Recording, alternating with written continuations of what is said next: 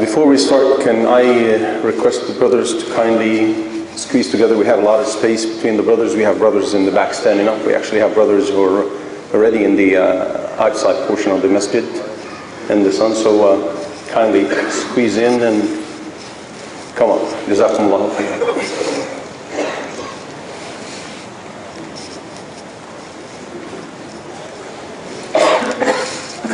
إن الحمد لله تعالى نحمده ونستعينه ونستغفره ونستهديه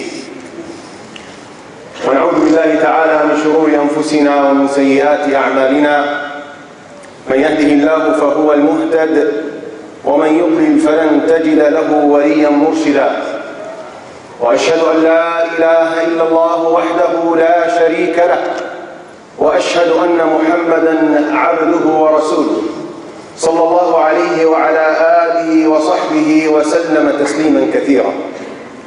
يا أيها الذين آمنوا اتقوا الله حق تقاته ولا تموتن إلا وأنتم مسلمون. يا أيها الناس اتقوا ربكم الذي خلقكم من نفس واحدة وخلق منها زوجها وبث منهما رجالا كثيرا ونساء واتقوا الله الذي تساءلون به والأرحام إن الله كان عليكم رقيبا. يا أيها الذين آمنوا اتقوا الله وقولوا قولا سديدا يصلح لكم أعمالكم ويغفر لكم ذنوبكم ومن يطع الله ورسوله فقد فاز فوزا عظيما. أما بعد فإن أصدق الكلام كلام الله وخير الهدى هدى محمد صلى الله عليه وسلم وشر الأمور محدثاتها وكل محدثة بدعة وكل بدعة ضلالة وكل ضلالة في النار. أما بعد. A man during the time of the Prophet sallallahu alaihi wasallam traveled from Yemen to Medina almost 2,000 kilometers. When he reached, he said, and this narration is mentioned in the books of Imam Bukhari, Muslim, and Ibn Majah and others, reported by Abdullah ibn Amr ibn al-As. He said, O Messenger of Allah, sallallahu alayhi wa sallam, I have come, traveling for almost 2,000 kilometers at that time was not an easy task. And it was not a couple-hour journey. It took weeks to reach. He said, I have come from Yemen. I have come to you in order to perform jihad with you for the sake of Allah and hoping for the reward in the hereafter. And then he concluded that saying, and I have left my parents crying as I was leaving. He said, do you truly seek the reward of Allah? He said, indeed. He said, then go back and make them laugh like you were the cause of them weeping. This man was commanded by the Prophet ﷺ to travel back after this very tiring and exhausting journey to make his parents happy, because he was the cause of saddening them and making them cry, not for a sin, not because he was impolite, not because he was disrespectful. No, he was out for the best deed in Islam. And yet the Prophet ﷺ said, no, go back and bring joy to their hearts again, like you were the reason of making them sad. Islam gave parents such a lofty and high status to the point that it coupled disrespect and undutifulness to them to shirk, associating with Allah Azza wa Jalla. In the book of Imam Muslim, reported by Abu Bakr radiallahu anhu, the Prophet sallallahu alayhi wa sallam said, أَلَا أَدُلُّكُمْ عَلَىٰ أَكْبَرِ الْكَبَائِرِ? Should I not tell you about the worst of the major grave sins? They said, indeed. He said, associating with Allah and being undutiful to parents. This is the status. This is the importance of parents. And this is the danger of being undutiful to them. So we got to strive. We've got to exert all efforts to be dutiful and respectful to them and avoid uquq, undutifulness to parents. And we must know that no matter what we do, we will never pay them back. We will always be short. We will always fall short.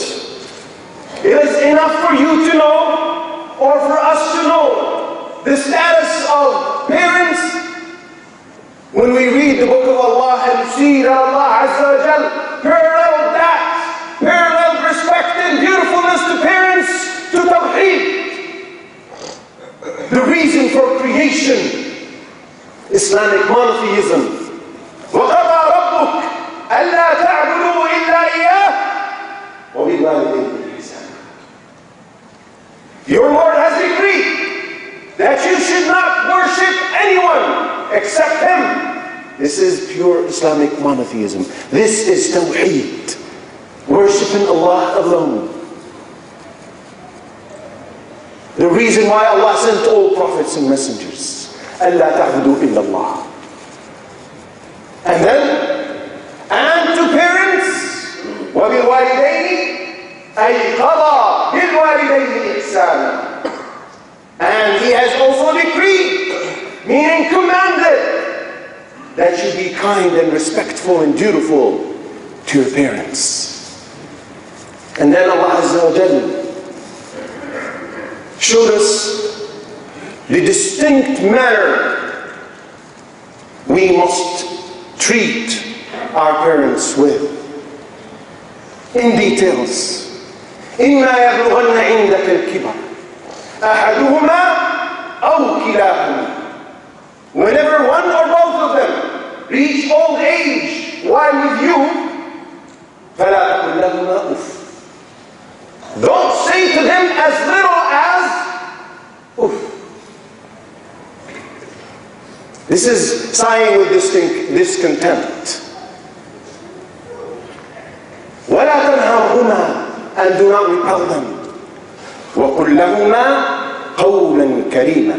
But say to them a noble word. وَاخْفِضْ لَهُمَا جَنَاحَ الذُّلِّ مِنَ الرَّحْمَةِ. What a beautiful expression. And lower to them the wing of humility out of mercy. وَقُلْ. And say and supplicate, رَبِّ ارْحَمْهُمَا. اللهم ارحمهما. رَبِّ ارْحَمْهُمَا كَمَا رَبَّيَانِي صَغِيرًا. Oh my Lord, have mercy on them like they brought me up when I was small. See, mercy from parents is a natural thing. They do it willingly, lovingly. They're happy to care for you. This mercy is natural. That's why Allah Azza wa Jalla did not remind parents to be merciful to their children. But the other way around is not correct. Us children have this tendency of falling short when it comes to being beautiful and merciful towards them. That's why the Quran arouses this feeling of mercy. Because people are inclined towards the future. Studying, getting a job, getting married, getting children. Their future. And they have this tendency of forgetting and neglecting the past generation, meaning parents. They're looking ahead. They rarely look back. That's why Allah addressed us in the Quran. وَقَضَى. Then it's a command. You need to be aware. It's an instruction in the form of a command. And then, إِمَّا يَبْلُغَنَّ. When they reach old age, meaning when they become weak and their needs become they're more vulnerable. While with you, not in nursing homes,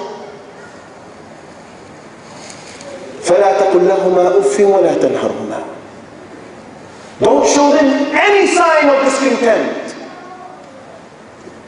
Don't show them any sign of disrespect, as little as saying, oof. Let alone repelling them.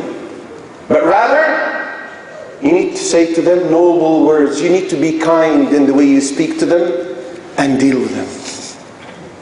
And then, more. See, we are instructed and commanded in Islam not to allow ourselves to be humiliated.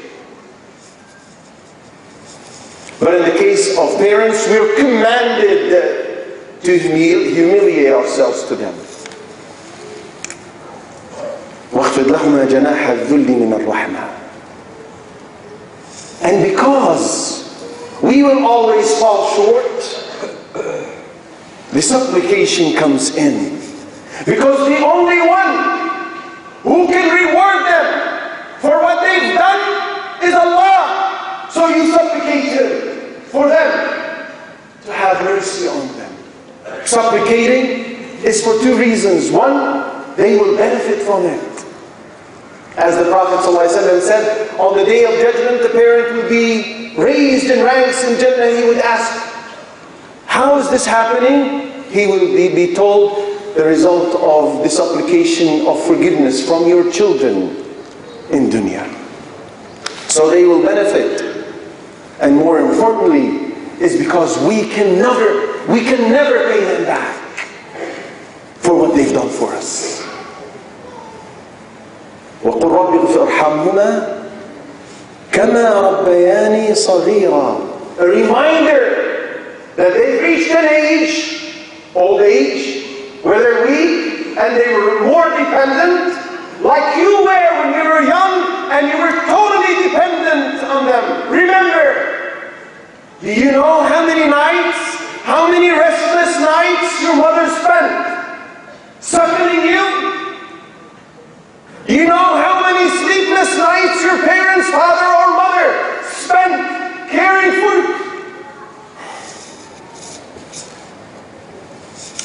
for you when you became ill? You couldn't clean yourself from your own impurities, and they did for you. Remember the early mornings when they woke up, getting you ready for school, putting your clothes on, feeding you, combing your hair, making sure you're looking nice. When you left, they were missing you.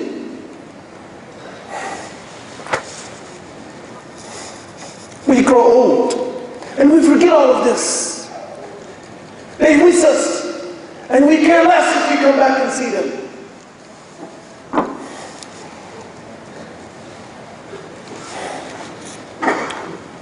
Their kindness and mercy is abundant, while ours is limited.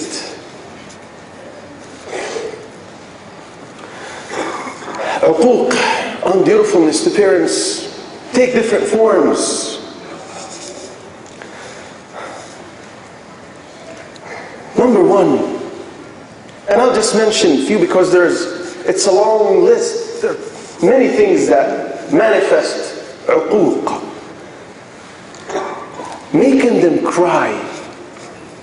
Ibn Umar radiallahu anhu said, causing your parents to cry is uquq, is a form of undutifulness. Even if you make them sad. Ali radiallahu anhu said, if you're the cause of making your parents sad, then you've done uquq. Dealing with them or showing them signs of discontent. Rolling the eyes. You haven't said a word, but it's a sign of discontent. Shrugging your shoulders, sighing with discontent. All of these are forms of uquq to parents. We can't be, we can't do, no matter what they do. Even if they strive to make us go out of the fold of Islam. Listen to this story. Sa'd ibn Abi Waqqas radiallahu anhu wa ardah was known for his love and care and kindness and dutifulness to his mother. When he accepted Islam, his mother was shocked. And she was enraged by him. And she strived to change his mind. And he said, Mother, I love you so dearly, but I love Allah more than I love you. And no matter what you say or do, I will never give up this religion for anything. So she decided to refrain from eating. Day after day, and days passed. And she became weak. And he came to her and he said, Mother, I swear by Allah, if you have 100 lives, and I see them depart one life after another, I will never give up this religion for anything. So she gave up and started eating, but Allah does not forget. Allah is watching. Allah revealed Quran for that. وَإِنْ جَاهَدَاكَ عَلَىٰ أَن تُشْرِكَ بِي مَا لَيْسَ لَكَ بِهِ عِلْمٌ فَلَا تُطِعْهُمَا وَصَاحِبْهُمَا فِي الدُّنْيَا مَعْرُوفًا. If they endure to make you associate with me that of which you have no knowledge, don't obey them. But that's it. That's the end of what you do. You do not obey them. But how do I deal with them? Kindly, with kindness, with respect. This companion, his mother was angry for no other reason but for the fact that he became Muslim. But it was not a good enough reason for him to address her in this harsh manner.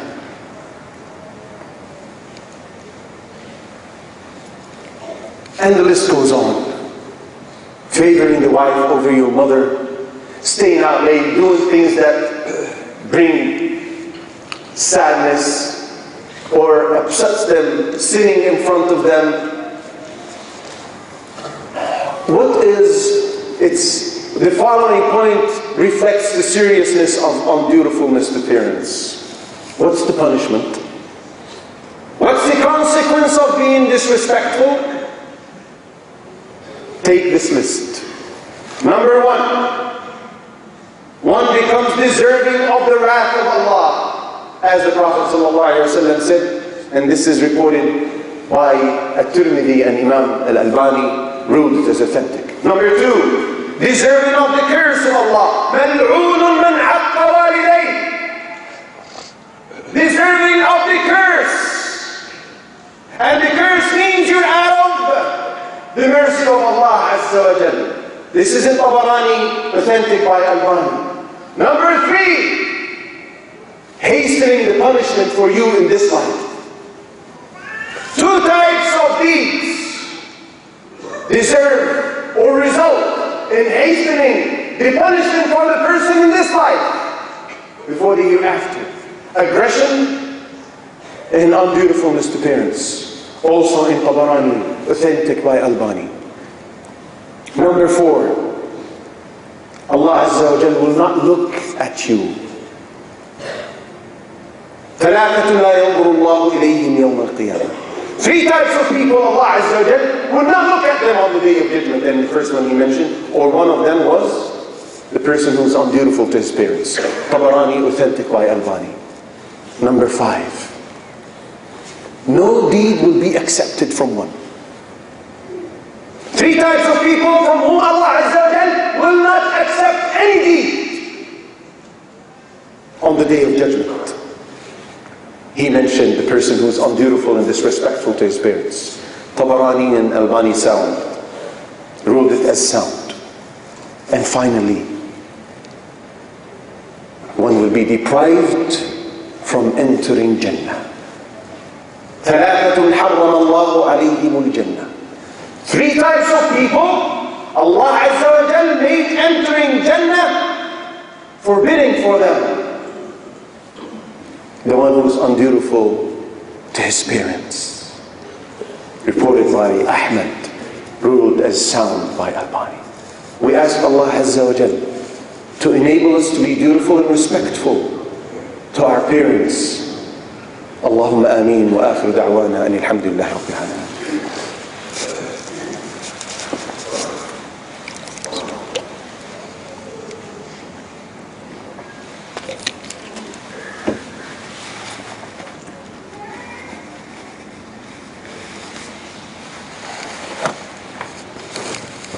الحمد لله على إحسانه والشكر له على توفيقه وامتنانه وأشهد أن لا إله إلا الله وحده لا شريك له تعظيما لشانه وأشهد أن محمدا عبده ورسوله الداعي إلى رضوانه ثم أما بعد.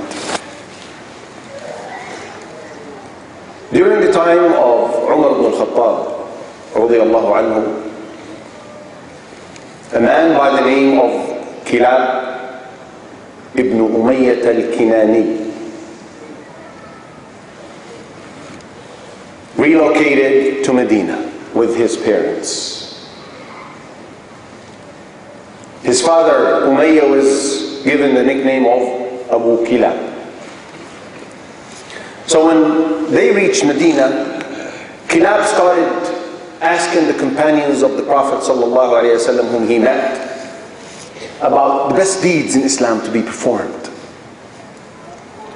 And they told him that it was performing jihad for the sake of Allah Azza wa Jalla.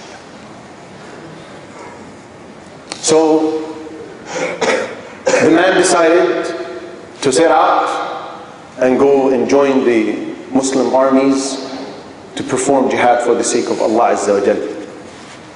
So he went to his parents and he spoke to his father. And he was a very, very, very beautiful person to his parents. So his father said to him, "Son, you leaving us now at this old age alone? After we've taken care of you all these years? You leave us unattended like this?" He said, "Father, I am leaving you for something that is better for me in the hereafter." So anyway, he succeeded in persuading his father to let him go. So he left. And time passed. And the man was growing older and older. And they had a garden of palm trees. He used to sit with his wife in it, in the shade of the trees. And one day, while they were sitting, he saw a pigeon playing with its chicks. So he remembered Kilab. So he started crying. At that, his wife started crying herself. The man became older. He could hardly see, he could hardly walk, curved back. It became too much for him to handle, so he went to Umar ibn al-Khattab in the masjid. He said, "Ya ibn al-Khattab, O son of al-Khattab, Umar ibn al-Khattab, Ya ibn al-Khattab, Wallahi, I swear by Allah, if you don't bring my son back to me, I will supplicate Allah against you on the day of Arafah. I will go to Hajj and supplicate against you." He said, "What is your story?" He said, "Kilab is my son, and you sent him with the Muslim army, and it's been a long time."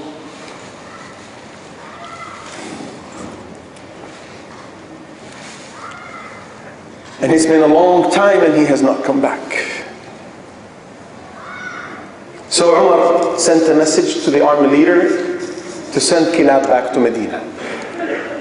So the message went, and messages used to take time, because it's not an email with a click. They used to physically carry it. So Kilab came back to Medina eventually, and Umar ibn al-Khattab asked him, كيف أنت لأبيك? What kind of a son were you for your father? He said, "I made him need no one and nothing. I attended to all his needs. I favored him over everything and anyone. And whenever he wanted milk, I used to bring the best she camel and make it relax. And when it relaxed and settled, I used to bring cool water, cleanse and wash its udder with it until the milk became cool. And then I would milk it and present it to him cool, fresh but cool."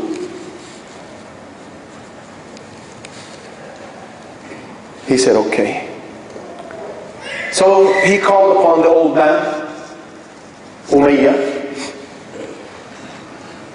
and told Kilab to hide. And he said, "Ya Aba Kilab, kayfa anta al-yawm?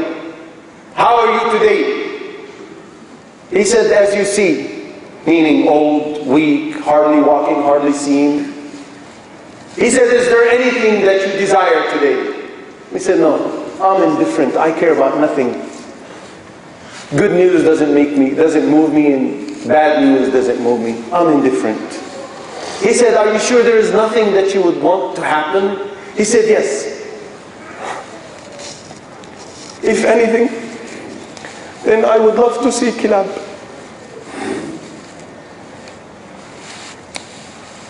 Hug him, smell him, He said, Inshallah, you will get that. So he told Kilab to go and milk as he used to milk for his father. So he did. And then Kilab came and gave the milk, delivered it to Umar. And Umar said, Ya Aba Kilab, ishrab. O Abu Kilab, drink. So when he took the container and started drinking, he put it down and he said, Wallahi inni la ashummu raihata Kilab. By Allah, I smell the hands of Kilab in this. فبكى عمر. So Umar started weeping. He said, Ha huwa Kilab. This is Kilab. We brought him for you. So this old man who can hardly walk jumped at his son, embraced him, started smelling him and kissing him. So everybody in the gathering of Umar started crying. And then Umar said to Kilab, son, sit with your father and your mother. Attend to their needs. They're old. And when Allah Azza wa Jal decrees that they pass away, then you will go on with your life and do what you want. The status of parents is such a high status in Islam that we need to attach great importance to and give heed to. And we need to be very careful how we talk, how we move, how we act in their presence. Ibn Sirin was called by his mom once, and he said, Labbayki ummah, at your service, mother. And he did what she wanted, and then he turned around and went and spent a great deal of charity. So people asked him why. He said, when I said Labbayki ummah, my voice tone was higher than hers. So I feared that this might have been uquq to my mother. Allahu Akbar. We ask Allah Azza wa Jal to enable us to be dutiful to our parents. Allahumma ighfir li walidayna. Allahumma ighfir li abaina wa ummahatina. Allahumma ighfir li abaina wa ummahatina. Allahumma ighfir li abaina. Allahumma ighfir li abaina wa ummahatina warhamhum. Allahumma ajzihim anna khayra jazaa. اللهم اسكنهم فردوسك الأعلى من الجنة.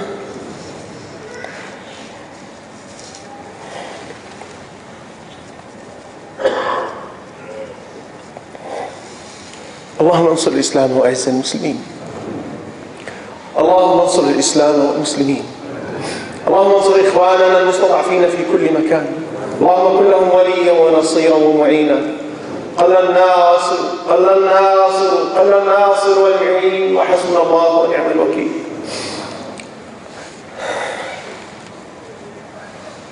اللهم إنا نعوذ برضاك من سخطك وبمعافاتك من عقوبتك وبك منك. لا نحصي ثناء عليك أنت كما أثنيت على نفسك. وآخر دعوانا أن الحمد لله رب العالمين.